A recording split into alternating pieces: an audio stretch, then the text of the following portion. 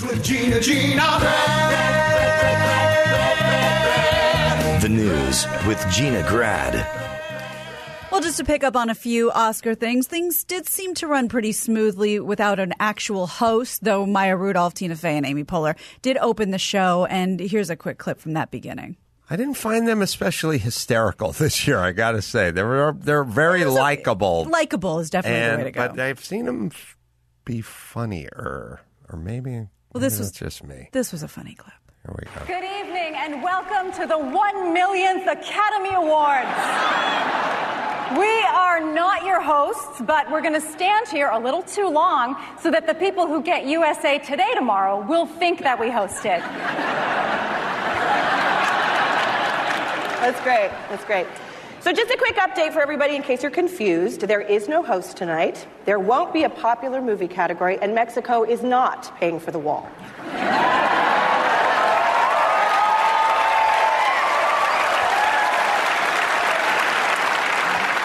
And we won't be doing awards during the commercials, but we will be presenting commercials during the awards. So if all the winners could please say, Hellman's Mayonnaise, we're on the side of food, instead of your speeches, that would be great.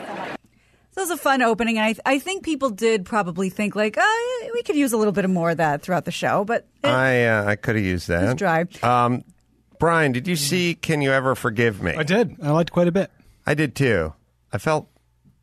I saw it on a plane, so I saw it in someone's headrest.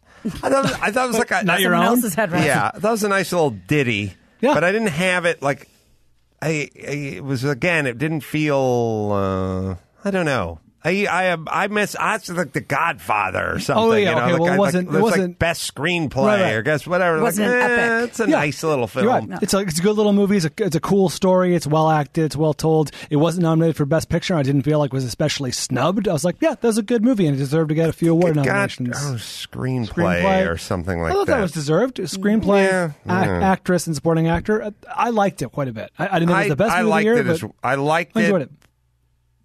But it felt, I don't know, it didn't feel like it distinguished itself from anything. I remember maybe it was too small or something. I don't know. It is pretty small in scope and scale. I mean, it's it's a little story told over the course of 2 months or whatever takes place. It's not a big movie. I'm going back to my thing that ruins everything to me, which is if you said to me, can you make Black Panther? I'd go, no. They go, could you make this movie? I'd go, yeah, I could make this movie. Sure. And so anything I think I'm closer to being able to do is ruined. Unimpressive. Including family members. Well, meanwhile, the speeches were fairly subdued, though some of them had a little political flair. The one person, though, that people are still referencing is Spike Lee's speech for Best Adapted Screenplay. By the way, written by or adapted by Kevin Wilmot, a KU professor that I knew well. I'm very proud of him. It was cool. Wait, University of Kansas. Yeah, he wrote the original, the adaptation. Oh, the screenplay. Hold on, now I'm confused. The screenplay was not written by the. Sorry, the adaptation. The screenplay is the adaptation. Yeah, the adapted screenplay. Okay, but if we use two different titles, I'll start getting confused. Gotcha. It was based on a magazine article or something, right? Okay. Yep. Yeah. Well, it started with Spike Lee joyously jumping on Samuel L. Jackson and then saying this. 400 years. 400 years, our ancestors were stolen from Mother Africa and brought to Jamestown, Virginia, enslaved. Our ancestors worked from the land from Kansas City in the morning to Kansas City at night. Before the world tonight, It was at this point that I thought he could go on for 45 minutes and they would never play him off. Right. He could go on and on. I don't know. Who's lived a better life than Spike Lee? I mean, it's such a it's such a weird, it's such a weird obsession, which is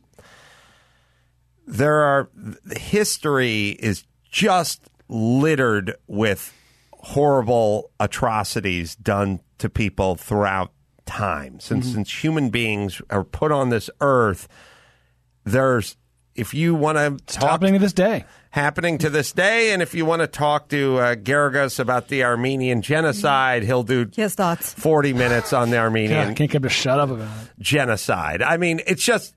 There's genocide, there's slaves, everyone was engaged in everything. There's war, there's innocence lost, there's Japanese, there's comfort women who are taken by the Japanese and given to the Chinese army, and they're like repeatedly raped, and Japanese internment camps here in the on our whatever.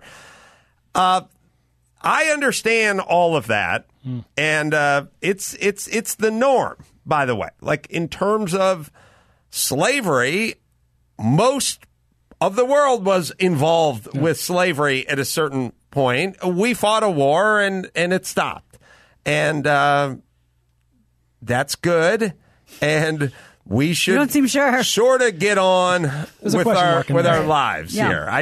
It's weird to me that he gets to, and he's a wildly successful guy who gets to make movies for a living. I don't know why this is a constant drum that he never stops beating. I know no one's got the guts to tell him to shut up, but it's just like I get it. There's essentially a majority white audience just saw fit to give you another Academy Award or an Academy Award. When can we take our foot off the accelerator and just coast a little bit on the slavery part? Do we have to No time soon. Okay. I don't know. Right. Spike's got to be 55-ish in that neighborhood, maybe late 50s. He's probably like 61 or He's something. 61. Oh, well, there you go. Oh, well done. 61? Well, my thought was...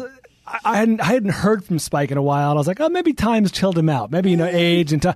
I don't know if Chris has the story or if Gina has the story, but when Green Book was announced as the best picture winner and his movie Black Klansman, of course, was up, he apparently had a histrionic fit, threw his arms in the air, and left the room, and they wouldn't let him leave. And said something to the effect of, anytime there's a movie with somebody driving somebody, I lose because he lost for Do the Right Thing and driving his Daisy. The coolest thing about Black Klansman is the title. The rest of the movie is very watchable, but you don't have to watch it, and it's not a masterpiece by any stretch of the imagination. It's just fine. There's a couple things about Black Klansman that are kind of fun.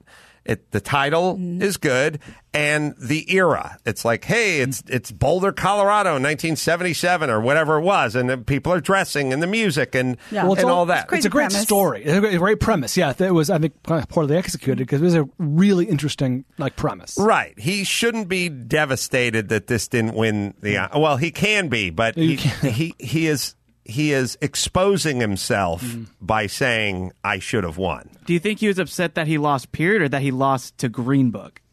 I don't know. What I'm saying to you is Spike Lee is a miniature man who does funny things and wears funny shades and dresses funny and everything else. I don't think he's a good guy. I've been saying that for a long time, but he can say whatever he wants because he's there's two things that make him. There's actually three things. It's interesting. I've told you guys a million times. Like you go like, oh, George Clooney, that guy looks like he can fly a plane. Lou Pearlman, oh, that guy can't fly a plane. He's fat. Richard Jewell, a fat guy who lived with his mom, and it was like, who blew up the Atlanta Olympics? Like that fat, the guy at the double chin did. Look at him. Look at him. He blew something up. Look at him. Like we do a lot of. Look all over his face. Fat face. Look at that big fat face. Look at him. He did something. He blew something up. Jewel. We do a weird thing, which is Spike Lee is a fun name. Spike Lee is black, and Spike Lee's kind of diminutive. So we go, look at him. He's not a bad guy. Look at him. He's fun-loving. He's Mars Blackman. It's got to be the shoes. Yeah. He's a bad guy, and I think he's racist, too, and nobody really ever dares utter anything about Spike Lee because he's cute and his name's Spike and he's black, so we can't really do it, and I don't want to get into trouble. But he's a bad dude, and I don't think he likes white people. So there you go. Quick apparel question, because I'm just seeing this right now because we're paused on looking at him. Is he wearing two buttons with white hoods? Yes. Okay. He said, you can find the quote, he said that when he sees mixed race couples like walking down the street, he shoots daggers at them. Like he gives them a look. Like if he sees a black man and a white woman or vice versa, he gives them a look. And it's like, okay, Spike, I don't know. I thought the goal was evolving into who cares and what groups are together and why they're together. Maybe they're in love, perhaps. Yeah. So this was about after a year, he released Jungle Fever, which was a film about a black-white couple. He said, I give interracial couples a look, daggers. They get uncomfortable when they see me on the street. That's great.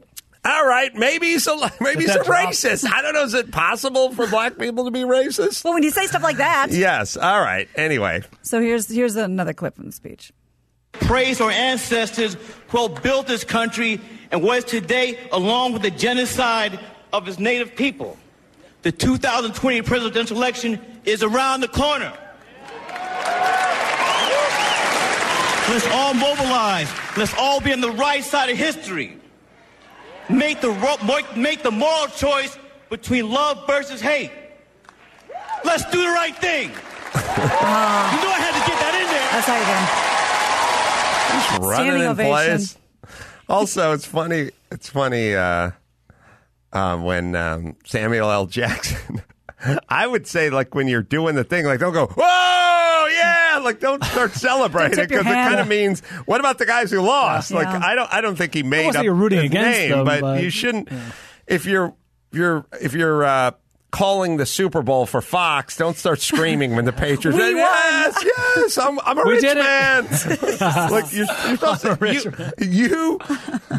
We all know everyone has thought. I'm sure everyone in the announcer's booth has a favorite team. Sure. But the idea is we got to kind of just Keep a poker face. pretend like we're not. Well, by the way, remember when James Brolin was here and he said they were going to the Oscars this year because Babs was doing a little thing? Oh, well, her little thing She was loved Black Klansman. Yeah, she was introducing Black Klansman and talking about the little back and forth she had with Spike Lee. Just we don't have to watch it, but that's why she was there. Yeah, I saw her up there. I also started thinking about she has that thing where she has her good side and her bad side, but when the mic's just in the center of the stage and you walk right up to it, what? How can we get the side down? Now, do you think she says shoot it from this side or that way? I think she knows at this point that if it's going to be completely faced forward, she has to be completely faced forward and not crane her neck. Trust me. I know what I'm talking about. Do you think most people who are convinced they have a good side and a bad side, do you think that would be detectable to strangers if you said to this person, this person has a good side and a bad side? No. You tell me. No. Not No. generally, unless No. there was some specific flaw. Yeah, the birthmark. I think that mostly comes from somebody I'm telling not talking them. about an incident involving a waffle iron and a break into your Harvey kitchen. Dent has a good side and a bad side. I think somebody tells you when you are at an impressionable point in your life that you have a good side, and you cling to that for the rest of your life. Well, my parents said I had two bad sides. So that's all I got out of them. Disappear as much That's as you right. can. Mm-hmm. We have a few ratings, some ratings info from the Oscars, though they're still coming in. But there was a little bit of an uptick this year. Oh, good. I'll tell Jimmy got beat by Mike Stan. Guess who smoked you in the ratings? Hey, Mike Stan. Not Really? a huge uptick, a little uptick. I'm going to see him tomorrow. It's the Kimmel effect. I'll tell him. Hey, he's beloved, I'm and joking, people of love him course. as a host. Last year, I think it ended up being about 26.5 million in the viewership department. As it stands now, this year was 29.6. How much of it is, well, first off, there's a novelty to no host, which is what are they going to do? And then there's also, this one came in, how much shorter than? This one was 320. What was last year? Oh, don't start. 318 this year. I know that because when the Oscars announced that 4 categories were going to go during the commercials, this was a few weeks ago. Over or under. I raced online because the over-under was 315. I'm like, no host, 4 awards not getting given. This is a lock. Put a big bet on under. They put it back in a week later. They can't do that. They That can seems and highly they did. unethical. They can and they did. Screwed. So, yeah, we just need to know basically if 2018 was more than 318 because that's what it came into this year. I assume they don't know yet the sort of, they can tell when the viewership goes up or down, you know what I mean, based on the where it spikes. hour parts. Yeah. My guess is that viewership was up specifically because of the Lady Gaga Bradley Cooper song. Like that's there's enough people who wouldn't normally be super into the Oscars would have a little bit of a casual interest in that and might tune in where they normally wouldn't. Nope. Okay. That's my guess. So there we are with that. Now on to the more exciting awards, the Razzie winners. That always takes place, I believe, the night before the Oscars. And Holmes and Watson really sweeping. They were considered the worst of the worst, walking with worst picture, worst director, worst remake, ripoff, sequel, and worst supporting actor for John C. Reilly. Now, Melissa McCarthy is interesting. She was named the worst actress for the Happy Time Murders and Life of the Party, but she picked up the Redeemer Award for Can You Ever Forgive Me? So they had a lot of... She is a talent. Is the Happy Time Murders, I never saw it. It struck me as this is either going to work or it's not going to work. It's kind of a being John Malkovich kind of thing. Like it's you're hearing it and you're going, this could work, but if it doesn't, it's really not going to work. And I guess that just didn't work. I don't think it did. I think the reason it probably got greenlit was because Avenue Q, the Broadway musical that was basically a dirty, Sesame Street that works blue, was huge. Everybody loved Avenue Q. It was dirty, it was raunchy, it was puppets. And they thought, well, if a Broadway musical can do it, we can. But they didn't. Sorry, go ahead. 2018 Oscars, 3 hours, 53 minutes. Yeah, so it was considerably shorter. No, this right. Year. Well, another accuser has stepped forward against Michael Jackson. Adrienne McManus, she was a maid who worked at Neverland Ranch during the 1990s, tells 60 Minutes Australia that she saw Jackson fondling young boys at the mansion, among other things. She later claimed that Jackson's bodyguards threatened her with death and that her body would never be found if she ever talks about it on TV. But attorney Tom Mazzaro calls the charges hogwash. I'm looking at her. I don't think there'd be a lot of people looking if her body went missing. But here we go. Yeah. Here's a clip from the interview where... Maybelline stock might be down there. Yeah. McManus lobs more allegations over at Michael. And when I would go in the next day, there were little boys' underwears either on the floor with Michael's or they were in the jacuzzi. So you were suspicious as soon as you saw that? Yeah, I got suspicious. And then I would find underwears also in his bed. I did find underwears that were men's briefs in the walk-in closet, and they were. I don't like to say this. They were like crunchy, hard, with yellow stains all over them. I didn't know who they belonged to, because the little boys started wearing Michael's briefs, and they would leave their underwears inside his drawer. So that's great. Yeah. You can say a lot more stuff on 60 Minutes Australia that you can't hear. Is that the maid that Schwarzenegger was banging? Or is that a different chick? It's a slightly different chick. You guys want a palate cleanser? Yes. The song still kicks. Boy, could he move. Could you see him move? This guy could move. There's no way this guy did anything wrong. I've seen him dance. Oh, boy.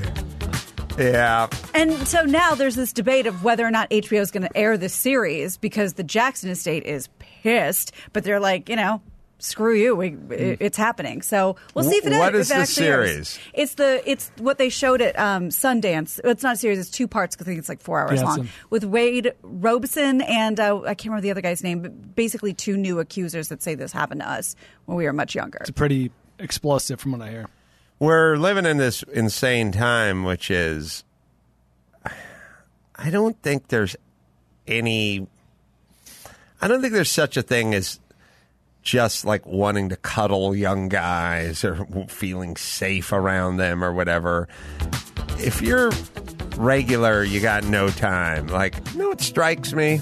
This one's up there, too. I like this song, too. Yeah. Oh, yeah. Oh, yeah. Or do I ask it as a question? This is the point after attempt, the PAT, man. I love this song because anything that involves football. Yeah, this, of course, is before they moved it back. This is automatic back then. It wasn't automatic, that's why. Yeah. So here's what we're doing. It's kind of interesting. I think we're creating a world. It's sort of like it's what we have here in Los Angeles.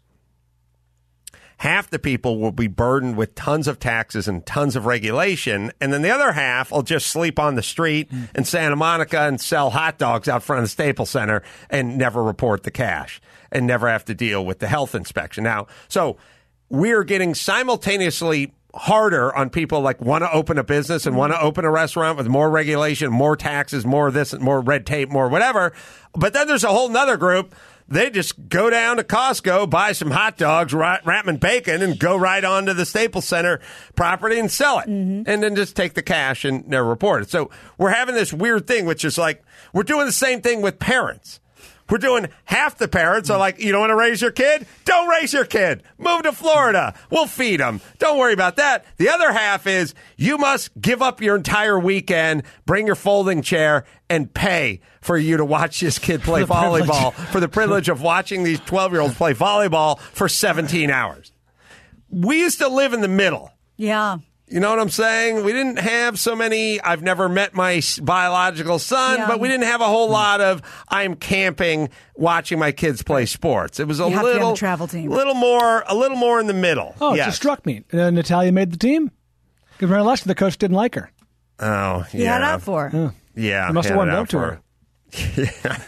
No, but she made the team, obviously, this year. Sonny didn't make the basketball team, but it was sold to him that he could kind of be the statistician. Oh, he's going the Bald Brian route. Yeah. He's probably good at that. That's right. And I have to bite my tongue every time. Like, he's like, well, that's a more important job than that.